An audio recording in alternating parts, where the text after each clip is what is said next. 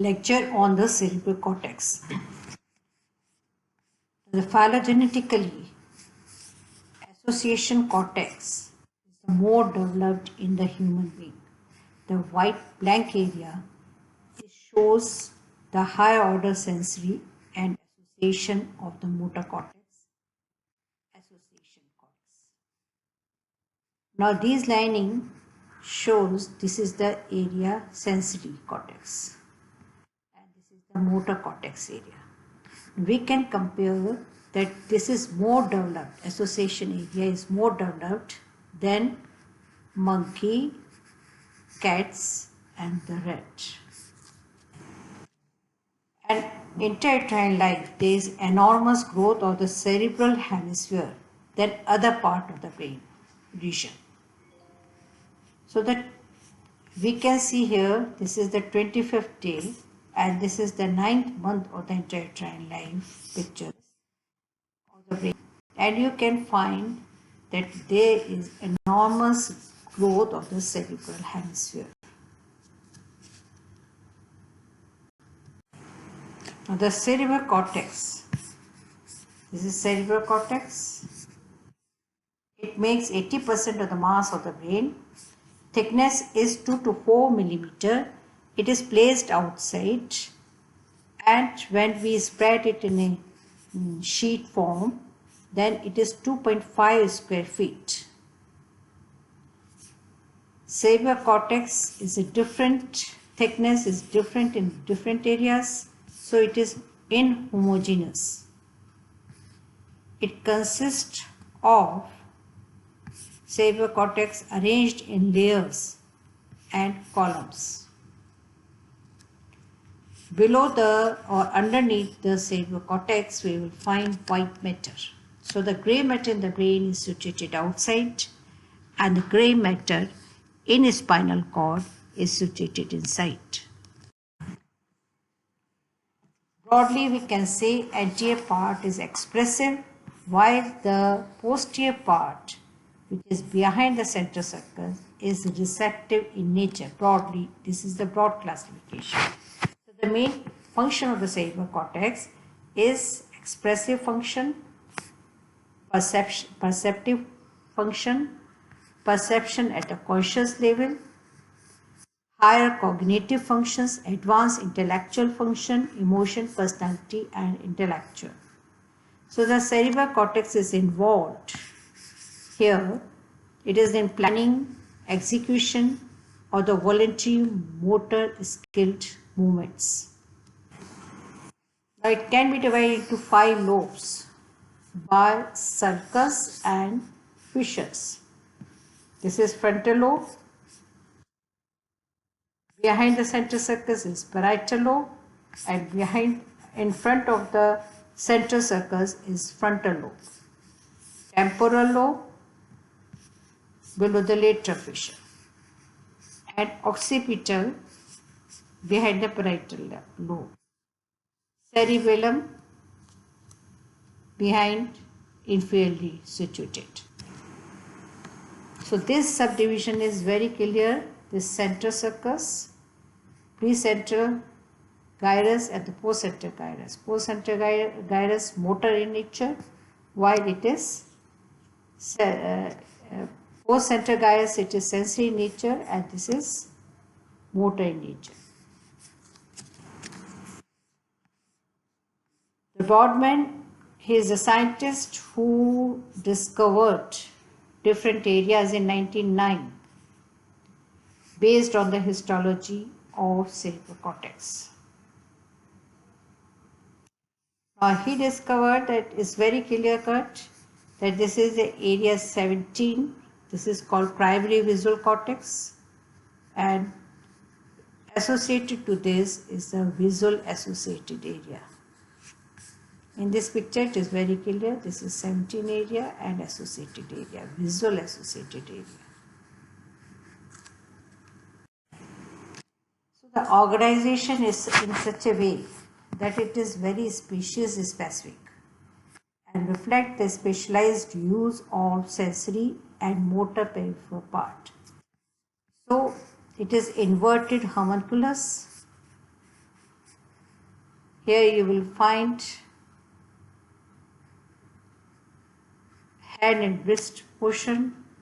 Face is not inverted, eyes are word, then nose and lips.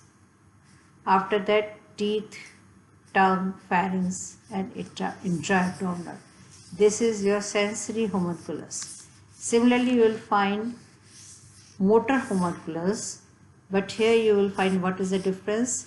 This part, it is involved in the motor skilled areas, more skilled areas, so it is more enlarged.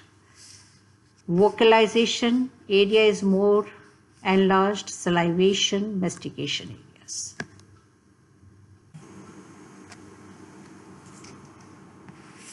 So this is the subdivision of the cerebral cortex, and you can go through yourself that, but broadly receptive is posterior to the central sulcus and frontal to that is the expressive. So we will find there are three types of the cortex: neocortex, mesocortex, allocortex. Neo is a new one, means is a phylogenetically it is more advanced and it has 6 layers. Allocortex has only 3 layers, and in between two is the mesocortex. The neocortex is 6 identifiable layers are there. Layer 4 is the recipient zone. Layer 5 is the principal output layer of projection from the cerebral cortex. Now these are the layers of the cerebral cortex which is visualized in this picture. Now there are 3 stains by which we can stain the cerebral cortex: Golgi stain, Nizil and the Vagard stain. Here you will find neuron, cell body and the projection. Here Nizil's stain you will find only the cytons, and in the Vagard we can find only the projections. So this is the best Golgi stain, and we will find 6 layers. Outside towards the pial surface is the molecular layer, then external granular cell layer, external pyramidal cell layer, internal granular cells, internal pyramidal cell and multiform. So these are areas where the sensory input comes, and this is the area where the motor output projected out.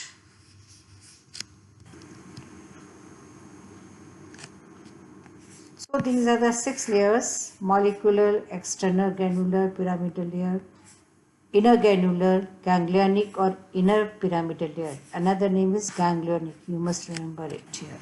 Now if we overlay single pyramidal cell over these areas, then we will find that this cyton projection which projected to the layer 2, 3 and 4, it receives non-specific afferent from reticular and thalamus. The upper one, this one, here you will find recurrent collaterus. Recurrent collaterus, either the collaterus they goes or connect anastomosis to the other dendrites. So this is recurrent collaterus, but it is confined to the same hemisphere.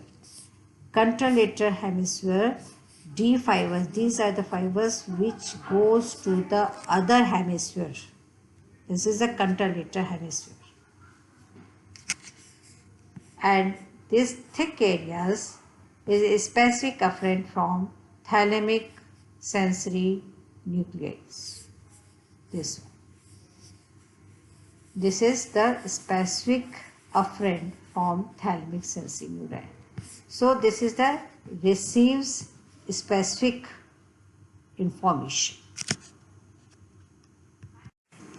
So the afferent parts of the neocortical pyramidal cell or ganglionic cell, you will find non-specific, specific, afferent, this is collaterals and the contralateral. The columnar is also arranged. These layers are also arranged in column wise. Now, what are the significance of the columnar arrangement? That they have similar properties. These one column must have neurons or similar properties. So, projection from the fifth layer, that is pre-centigraris area 4, that is patch cells or pyramidal cell, we will find it goes downward through the internal capsule. Then either they form pyramidal after crossing towards the opposite side, or uncrossed and descend on the same side. And here you will find pyramid. Here it doesn't form any pyramid, but it is called uncrossed ventral corticospinal tract, and this fiber is known as crossed pyramidal fibers. So they form 80% larger one, and they are smaller in diameter and they form larger contribution. They are larger in diameter, they form a small contribution, that is only the 20% of the fibers. So there are two types of the neurotransmitter. One is glutamate, another is a GABA. Glutamate is a excitatory neurotransmitter released from the pyramidal neurons. So in the cerebral cortex there is a one cell which can excite the alpha motor neuron, is the pyramidal neuron. Inhibitory neuron is the neurotransmitter is GABA, which is inhibit basket cells that inhibited the pyramidal soma cells, or chandelier cells inhibitory to initial segment of the pyramidal cells. So basket cells and candelier cells, they are inhibitory to the pyramidal axons. So they are important that they inhibit the release of the glutamate from the pyramidal neurons. The control of the axial and the distal muscles. So there are axials which are situated medially, distal muscles, these are the peripheral part, most peripheral part of the limb. Here you will find distal movements, they are voluntary but they are fine movements, and they are not very fine, crude movements. They are meant for postures, they are meant for fine movements. So what we will find, that pathway which are concerned with the proximal portion of the limbs located medially, and which are concerned with the distal muscles, they are located laterally. Second, axial muscles concerned with the posture, while lateral one is concerned with the skilled fine movements. Anterior corticospinal tract and medial descending brain stem pathways concerned with proximal muscles and postures, while lateral corticospinal and the rubrospinal tract are concerned with skilled voluntary movement. So there are two groups of the muscles, two groups of the pathway or two pathways, and there are two different functions. One meant for the posture, and it is governed by the anterior corticospinal tracts. And another one is distal muscle, one group is distal muscle groups meant for fine movements, skill movements, and supplied by lateral corticospinal or rubrospinal tract. So the pyramidal fibers are the excitatory. This point is very important to remember, that in upper motor neuron lesion there is release of the glutamate, they are excitatory to the anterior motor neuron, and it is only inhibited by the stellate cells, basket cells, and chandelier cells, which inhibit the soma of the pyramidal tract, or they may inhibit the axons, first axon terminal of the axon hillock of the pyramidal cell. So they can be inhibited by these two cells, GABA neurotransmitter. Lateral group means it is a pyramidal tract which descend laterally, and another is uncrossed which descend as ventral corticospinal tract. So that I will make you clear in the next picture, but you must know here that corticospinal corticobulbar tracts are the pyramidal and located in the fifth layer. Origin is mainly from the three sides, 30% from the motor area, primary motor area, 30% from the premotor areas and supplementary areas, 40% from the primary sensory cortex, somatosensory cortex, 3, 1, 2. So the corticospinal and the corticobulbar system is the primary pathway for initiation of skilled voluntary movement.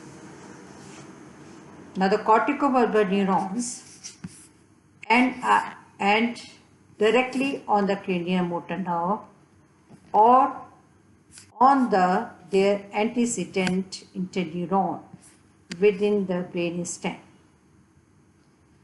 Their axons form the corticobulbar neurons.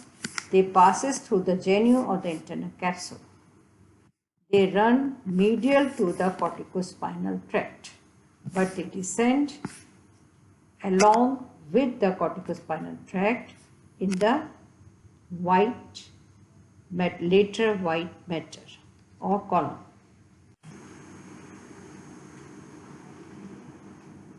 So first we must know the origin, as I told you, three sides.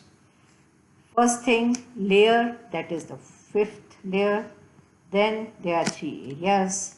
Then they descend. How they descend? They descend through the posterior limb of the internal capsule.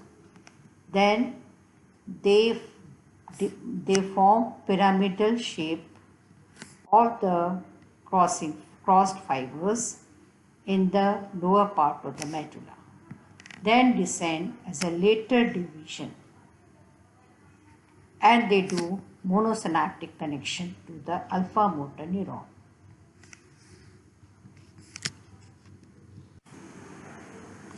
So they form lateral brainstem pathway. Similar pathway are also present in brainstem. Medial pathway and the lateral descending pathway also present in the brainstem. So the lateral pathway is formed by the rubrospinal. They descend, that is, rubrospinal they terminate in the dorsolateral area of the spinal premotor and controls distal movements. While medial pathway is formed by the reticulospinal, vestibulospinal, tectospinal. They control axial and proximal muscles. Next one. So the medial and lateral descending brain stem pathways, it is very clear that their function are assigned whether they are laterally situated in the brain stem or they are situated anteriorly. If they are situated medially, anteriorly, then their function is postural. They maintain the posture and they are concerned with the crude movement. If they are situated here, their function is fine movements. After that, you must know subcortical white matter, The outside is the gray matter in the brain, and underlying the gray matter is the white matter. And white matter you will find three types of the fibers: projection fibers, commissural fibers, and associated fibers. Here you will find commissural fibers are very important as it connects two hemispheres. Projection fibers leave the hemisphere for subcortical targets. So it goes down or up, but commissural fibers go left to right. Association fibers, interhemisphere connection, in either from the frontal lobe to the occipital lobe or occipital lobe to the frontal or temporal lobe. So projection fibers projected downward. That is very good example of corticospinal tract. Commissural fibers connect two hemispheres. That is, this is the corpus callosum and these are the commissural fibers. So commissural fibers connect both homologous and heterologous areas of the two hemispheres. This is the example of commissural. Association fibers. One lobe is connected to the another lobe of the same hemispheres.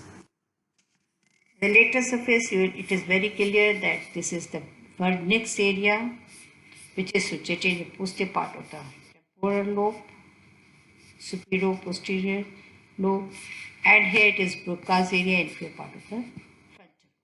Both are connected together by the arcuate fibers. Thanking you, subscribe and thank